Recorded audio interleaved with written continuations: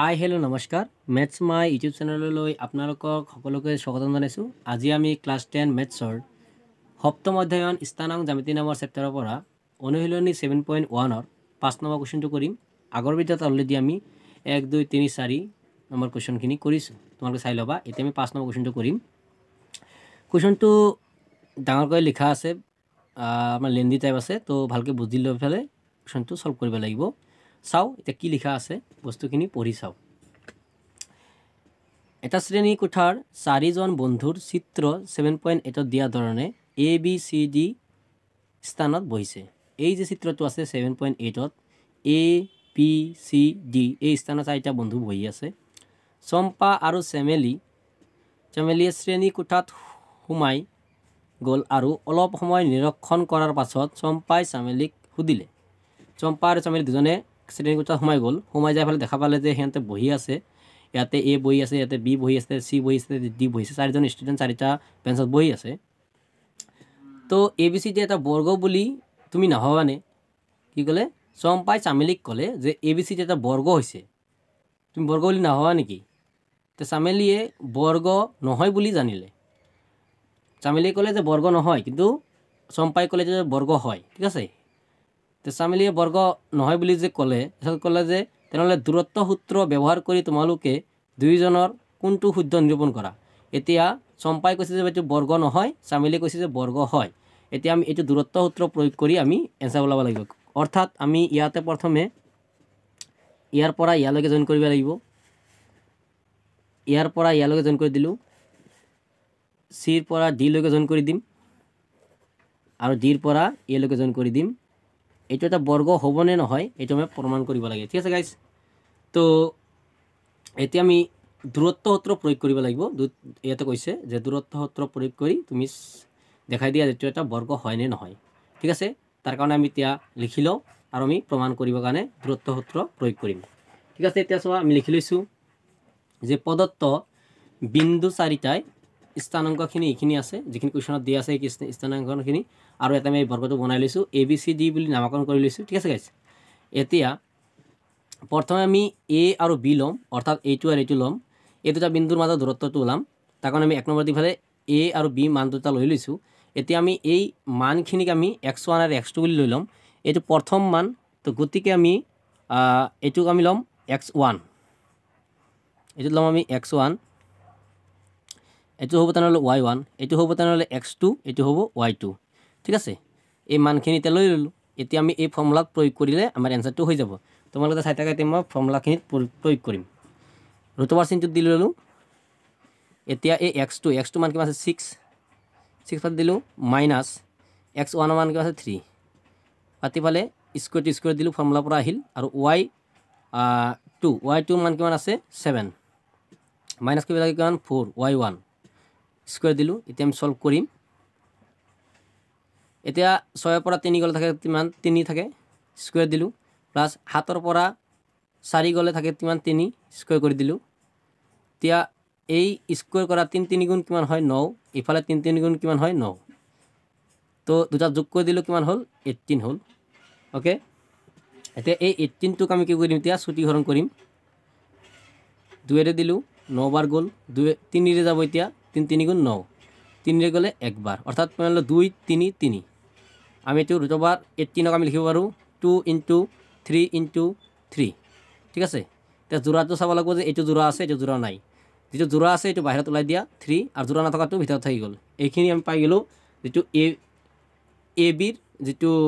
দূৰত্ব সেইখিনি আমি পাই গ'লোঁ। ঠিক আছে গাইজ, এতিয়া নেক্সট আমি আকৌ কি ল'ম, বি চি, এইটো বি আৰু চি এই বাহুটোৰ এতিয়া দূৰত্ব ওলাম। সেইকাৰণে তুমি লিখি ল'ম আকৌ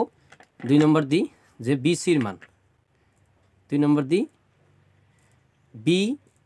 মানখিনিত কিমান দিয়া আছে 6 আৰু 7, 6,7, আৰু চিৰ মান কি দিয়া আছে 9,4। এতিয়া আমি ইয়াতে আকৌ এই x1 আৰু y1টো লৈ লওঁ। তো গতিকে ইয়াতো আমাৰ প্ৰথমে এইটো হ'ব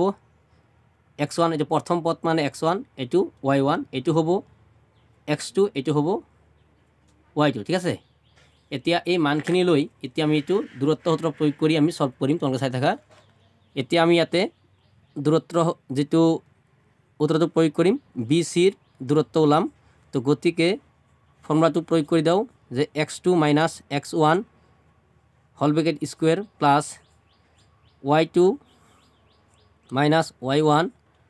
হোল ব্ৰেকেট স্কুৱেৰ এতিয়া আমি ৰুট অভাৰ চিনটো পাতি এইখিনি মানখিনি আমি ইয়াতে পুট কৰি দিম x2 মান কিমান আছে 9 মাইনাছ x1 মান কিমান আছে 6 ব্ৰেকেট দি স্কুৱেৰ দিলোঁ প্লাছ y2 মান কিমান দি আছে 4 মাইনাছ y1 মান কিমান দি আছে 7 স্কুৱেৰ দিলোঁ ৰুট অভাৰ চিন দিলোঁ 9 পৰা 6 গ'লে থাকে কিমান 3 স্কুৱেৰ প্লাছ 4 ধনাত্মক ঋণাত্মক আছে 7 তো ঋণাত্মক 3 থাকিব যোগ বিয়োগ কৰিব পাৰিবা বুলি আশা থাকিল তো ৰুট অভাৰ চিন দিলোঁ 3 3 গুণ কিমান হয় 9 প্লাছ মাইনাছ মাইনাছ কি হ'ব প্লাছ 3 3 গুণ 9 কিমান পালোঁ ইয়াতে ৰুট অভাৰ 18 পালোঁ আকৌ এই 18ক আমি ছুটিহৰণ কৰিলে 18ক যদি আমি ছুটিহৰণ কৰি দিম 2 এৰে যাব 9 বাৰ 3 এৰে গেলে 3 বাৰ 3 এৰে গ'ল 1 বাৰ তো অৰ্থাৎ আমি ৰুট অভাৰ 18ক আমি লিখিব পাৰোঁ 2 ইনটু 3 ইনটু 3 জোড়াটো এইটো হৈ গ'ল তো জোড়াটো ওলাই দিয়া 3 ওলাই দিলোঁ আৰু ৰুট অভাৰ 2 থাকি গ'ল ঠিক আছে এইটো আমি কিমান মান পালোঁ বি চিৰ মান পালোঁ ঠিক আছে গাইজ এটা যেনেকৈ আমি বি চিৰ মান পালোঁ সেইভাৱে আমি ইয়াতে আকৌ ইফালে আকৌ আমি ওলাই ল'ম এতিয়া 3 নম্বৰটো যিটো 3 নম্বৰ পদটো কি হ'ব চিত্ৰটো চোৱা 3 নম্বৰটো আমি কি ওলাম এই মানটো ওলাম যে 3 নম্বৰটো চি আৰু ডি এই চি ডিৰ মানটো এতিয়া ওলাই দিম এতিয়া চি ডিৰ মানটো ওলাব কাৰণে এতিয়া লিখি দিম চিৰ মানটো কি দিয়া আছে চিৰ মানটো থোৱা এইটো কুৱেশ্যনত কিমান দিয়া আছে চিৰ মানটো দিয়া আছে 9 আৰু 4 তো ইয়াতে লিখি দিম 9, 4 আৰু ডিৰ মান কি দিয়া আছে ডিৰ মান দিয়া আছে 6,1 ঠিক আছে এইখিনি মান এতিয়া বাতি লৈছোঁ এইটো আমি এতিয়া x আৰু y বুলি বাতি ল'ম ঠিক আছে তেনেহ'লে এই প্ৰথমটো যিটো পদটো হ'ব সেইটো হ'ব x1 এইটো হ'ব y1 এইটো হ'ব x2 এইটো হ'ব y2 ঠিক আছে এইখিনি পাতি ল'লোঁ পাতাৰ পিছত আমি এতিয়া চি ডিৰ দূৰত্ব ওলাম তো গতিকে দূৰত্ব ফৰ্মুলাটো পাতি দিওঁ x2 minus x1 whole bracket square plus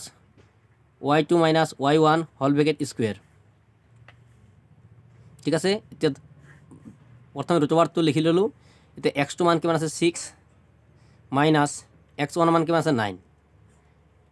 square দিলোঁ প্লাছ y2 মান কিমান আছে 1 মাইনাছ y1 মান কিমান আছে 4 ইফালে স্কুৱেৰ দিলোঁ এতিয়া ৰুট অভাৰ চিনটো দি দিলোঁ দেখা পালোঁ যে -9 আৰু 6 -9টো ডাঙৰ সংখ্যা তো মাইনাছ চিন থাকিব তো কিমান থাকিব 9 পৰা 6 গ'লে থাকিব 3 স্কুৱেৰ -4টো ডাঙৰ সংখ্যা প্লাছ 1টো হ'ল সৰু সংখ্যা তো 1টো বিয়োগ কৰি দিলে কিমান থাকিব -3 থাকিব স্কুৱেৰ দিলোঁ এতিয়া মাইনাছ মাইনাছ কি হৈ যাব প্লাছ 3 3 গুণ কিমান হ'ব 9 এত মাইনাছ মাইনাছ প্লাছ 3 3 গুণ কিমান হ'ব 9 কিমান পালোঁ 18 এতিয়া 18ক আমি ছুটিহৰণ কৰিলে ইয়াতে কৰি দিছোঁ দেখা পাইছা সেইটো কৰিলে আকৌ কিবা পাম 2 ইনটু 3 ইনটু 3 এতিয়া এইটো জোড়া হ'ল এইটো ওলাই দিয়া ৰুট অভাৰ 2টো থাকি গ'ল ঠিক আছে এইটো আমাৰ কি ওলালোঁ চি ডিৰ মান ওলালোঁ ঠিক আছে গাইজ এইটো চি ডিৰ মান ওলাই গ'ল এতিয়া নেক্সট আমি ওলাম কি ডি এ ঠিক আছে এতিয়া ডি এৰ কাৰণে মানখিনি লিখি লওঁ তোমালোকে চাই থাকা মই ইয়াতে এতিয়া ডি এৰ মানখিনি লিখিম এইটো হ'ল 4 নম্বৰটো হ'ব যিটো ডি এ আচ্ছা ডিৰ মান কিমান আছে ডিৰ মান আছে 6,1 আৰু এৰ মান কিমান আছে 3 আৰু 4 এতিয়া আমি এইটোক প্ৰথম পদ গতিকে এইটো x1 এইটো y1 এইটো x2 এইটো y2 এইখিনি লৈ ফালে এতিয়া আমি দূৰত্ব সূত্ৰ প্ৰয়োগ কৰিম D A equal root over x2 minus x1 whole bracket square plus y2 minus y1 whole bracket square পাতি ফালে এতিয়া ৰুট অভাৰ চিন দি ফালে এতিয়া মানখিনি পাতি দিলে হ'ল x2 মান কিমান আছে 3 মাইনাছ x1 মান কিমান আছে 6 স্কুৱেৰ প্লাছ y2 মান কিমান আছে 4 মাইনাছ y1 মান কিমান আছে 1 স্কুৱেৰ দিলোঁ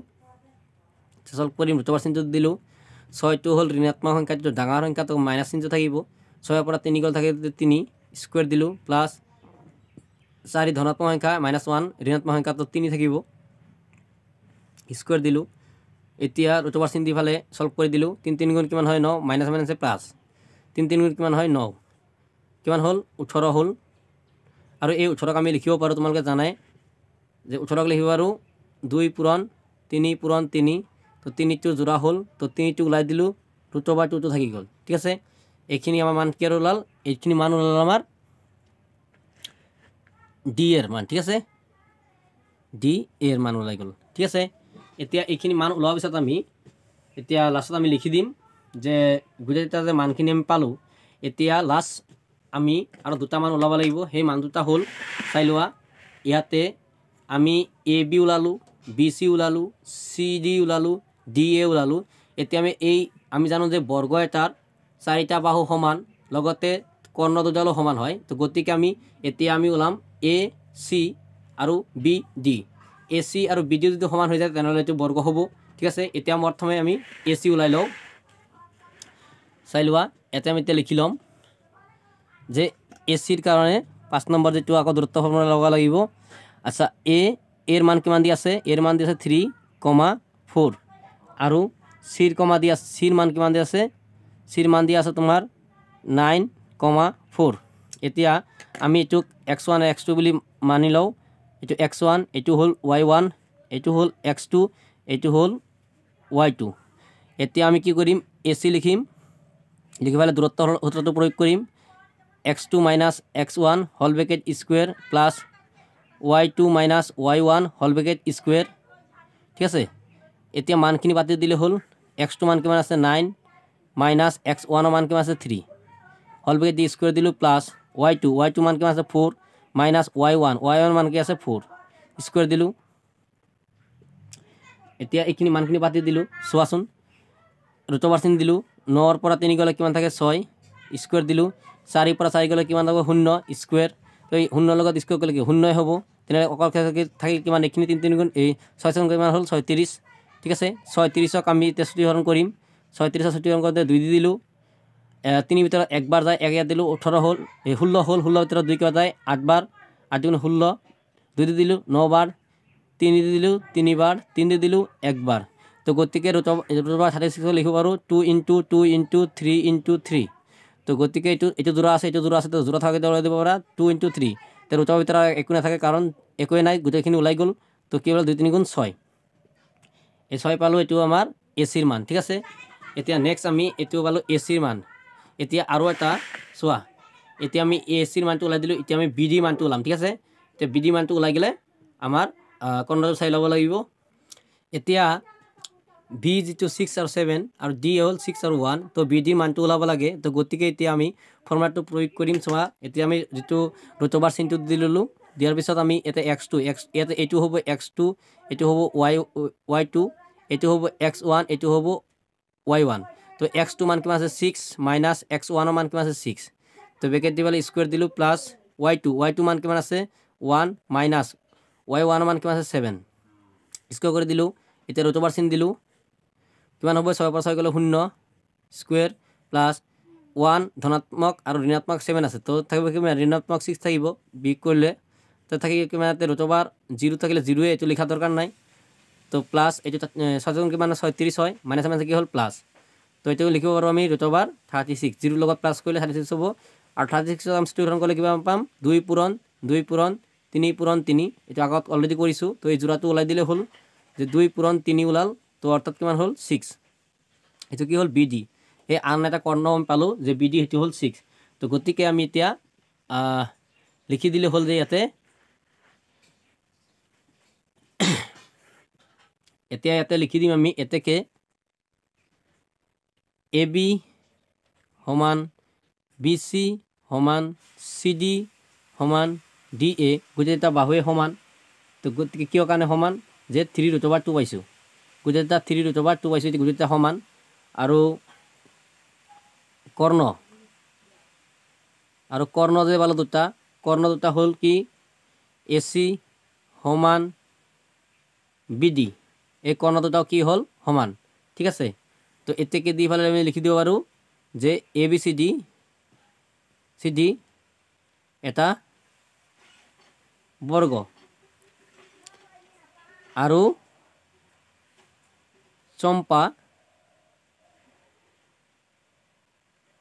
চম্পা শুদ্ধ ঠিক আছে গাইজ এতিয়াও কিছুমানে ক'ব যে আপুনি যে এক্স ৱাই যে ল'লে বা মানখিনি যে পালে মানখিনি ক'ৰ পৰা ল'লে আমি ধৰিব পৰা নাই সেইখিনিও মই বুজাই দিওঁ চোৱা এতিয়া এৰ মানটো ওলাব গ'লে আমি ইফালে চাব লাগিব এক্সৰ তো গতিকে ইফালে হ'ল এক্স ইফালে হ'ল ৱাই তো ইয়াৰ পৰা এক্সৰ ফালে কিমান আছে 3 এইটো 3 কলমত গ'ল আৰু ৱাই মান হ'ল 4 সেইটোৱে মান লিখিছোঁ তোমালোকে চাই লোৱা আৰু বিৰ মানটো ওলাব গ'লে ইফালৰ পৰা চাব লাগিব এক্স মান কিমান আছে 6 মানে 6 নম্বৰ লাইনত আছে আৰু ইফালে কিমান আছে 7 ৱাই মান কিমান হ'ব 7 আকৌ ইফালে চিৰ মান ওলাব গ'লে এক্স মান কিমান হ'ব 9 এইটো 9 নম্বৰ কলমত আছে আৰু ইফালে কিমান আছে 4 ঠিক আছে আৰু ডিৰ মান ওলাব গ'লে ইফালে আহিলে এক্স মান হ'ব 6 আৰু ৱাই মান হ'ব 1 ঠিক আছে এইখিনি মান লৈ ফালে এইটো কুৱেশ্যনটো আমাৰ সলভ কৰিছোঁ আৰু এইটো কুৱেশ্যন ইয়াতে সমাপ্ত হ'ল এতিয়া আমি 6 নম্বৰ কুৱেশ্যনটো কৰিম ঠিক আছে গাইজ